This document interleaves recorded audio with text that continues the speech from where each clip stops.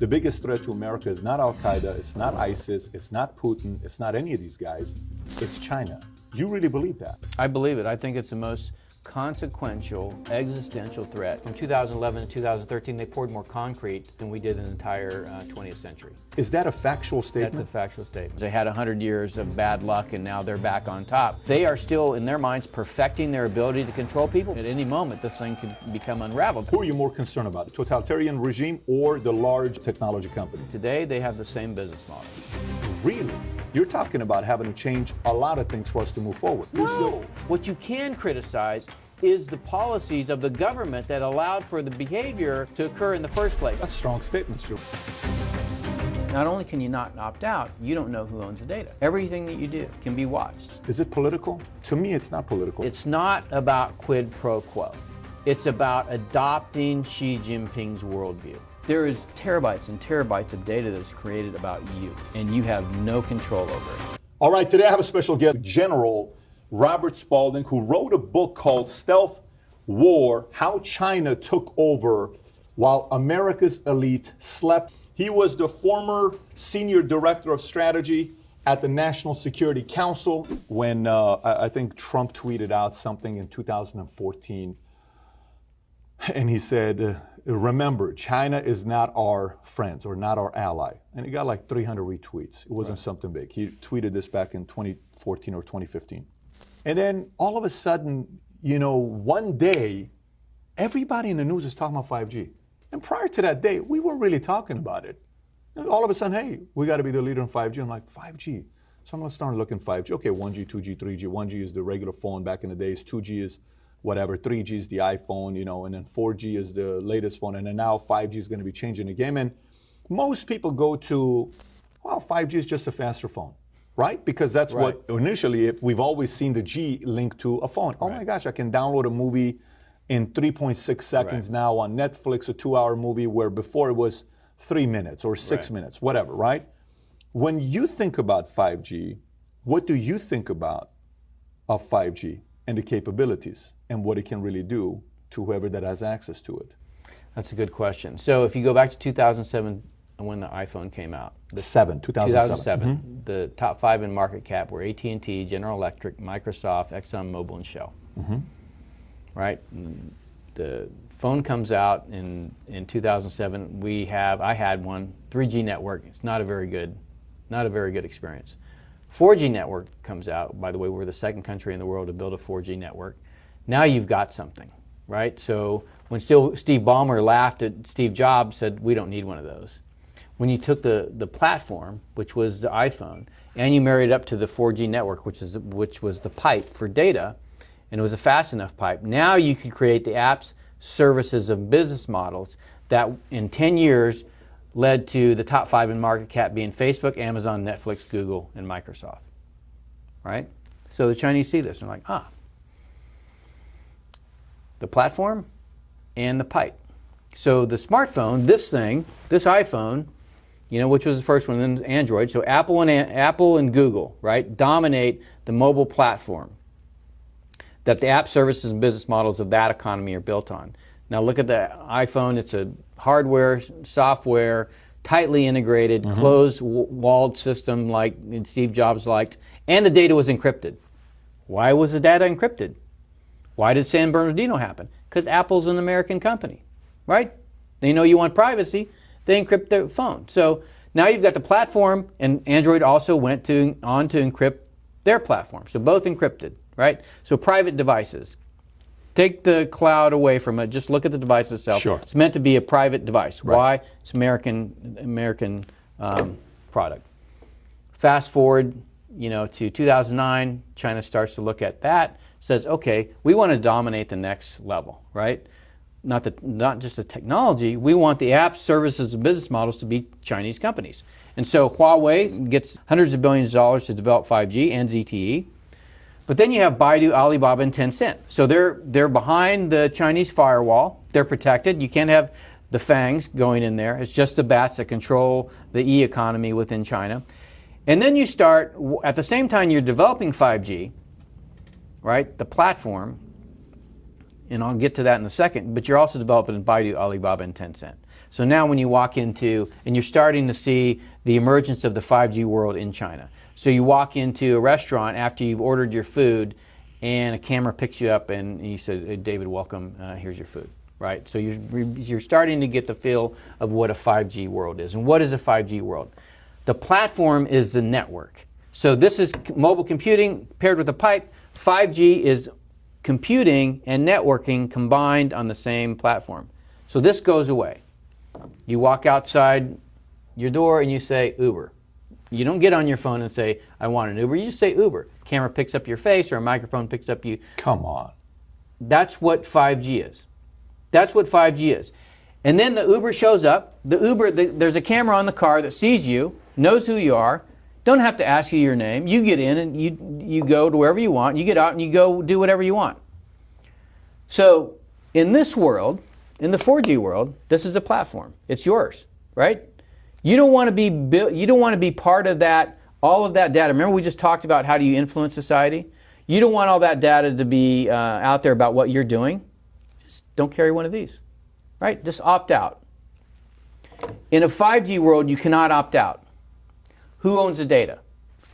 This, you could conceivably say, you lease the data on here you own. If you're getting Google services, you don't own that data.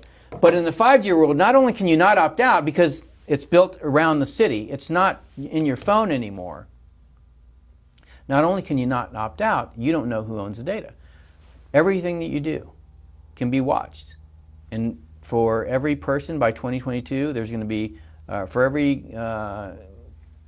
there's 2 cameras for every person. There's two people for every camera in China by 2022. They have 1 billion right now on surveillance. Right, A billion cameras in China right now. With artificial intelligence for facial recognition, right? So all of this is getting built right now in China. And who's helping them do it? Microsoft, Google, right? All of these companies that want to deploy this world into our country. So Baidu, Alibaba, and Tencent. That's where the world goes. It goes from 2007, AT&T, GE, and Microsoft to the FANGs to the BATs, right? Who owns the pipes? Me as a B2 guy, the first thing I look at in the country is where's telecommunications. You've got to take that out, number one. But if rather instead of taking it out, you own or control it, so Huawei builds the pipes, then because you're behind the Great Firewall, you've built the app services and business models of the 5G world. And you're, like I said, you're already starting to see that. You know, where your facial recognition is built into your interaction when you go into a restaurant or when you go into a store or when you go into a bank. You know, everything's about, you know, the device is connected. Then as you build the network, then those proliferate. So 4G network, 10,000 devices per square mile. 5G network, 3 million devices per square mile. You're not going to carry 12 smartphones. You may not even carry a smartphone. 10,000 to 3 million? 10,000 to 3 million. That's what 5G does. The connectivity explodes, right? So that allows you to put devices literally everywhere that can make your life more convenient or can track you. There's a bike in DC. It's called Mobike. Have you seen these things? They're silver and orange. Look out for them next time you're in DC. They're silver and orange, called Mobike. They had them when I was in 2016 when I get to Beijing. You take your phone, and by the way, I took a phone, right, a phone that I threw away when I got home, and I had said, you threw it away when I threw it away when I got home. Load all the apps on it that a Chinese person has, so I can understand what they do. You never have to carry a wallet. You never have to carry a key. It's all done on your phone. You can pay anybody anywhere for anything, and they do. 900 people are on WeChat, and they spend 90% of their time in app doing things. Or, you know, ordering airline tickets, buying food, whatever you want. You can have anything you want. 900 people or 900 million? 900 million people. Okay, so let me explain to you how effective what they built is. I have one of the guys working for me on one of these Mobikes. Now, the Mobike it's just parked there in the street with a lock on it. You go over, you hit a QR code on your phone, it unlocks the bike, you get on it, you ride it, and you lock the bike. Okay, so where does that data go? They know it's you. You got on that bike. You went 2 locations. Okay, or you went to a location, so that data is available. So I have one of my guys. He gets on a Mobike, rides somewhere, has his iPad in the basket, gets off the bike, comes back to the embassy, and realizes, I forgot my iPad. Goes into the regional security office and says, I forgot my iPad and my bike. Calls the local public security bureau, and those guys call the guy that's got his iPad on his phone, on his cell phone, and say, can you bring the iPad back to the embassy? That's how wired Beijing is right now. Because the news has been telling us that the cases are dropping massively in China, that Singapore has it under control. I read a whole article last night about how they're tracking everyone with their technology. They're using their mobile phones to find out who they had contact with, hunting those people down and quarantining them. And now they are saying it's a success. South Korea cases dropped, Chinese cases dropped. But they're also saying the Western civilization would never allow this type of intrusive stuff into their information. Oh my God. What do you see, David? No, just let me just intervene there for a second. Okay. You have just said, virtually word for word, what was in the Rockefeller Foundation document in 2010 detailing a pandemic scenario based on a flu vaccine.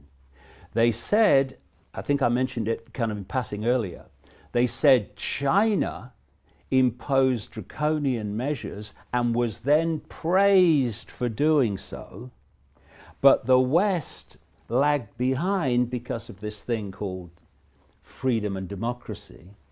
And but eventually the West caught up and became also draconian.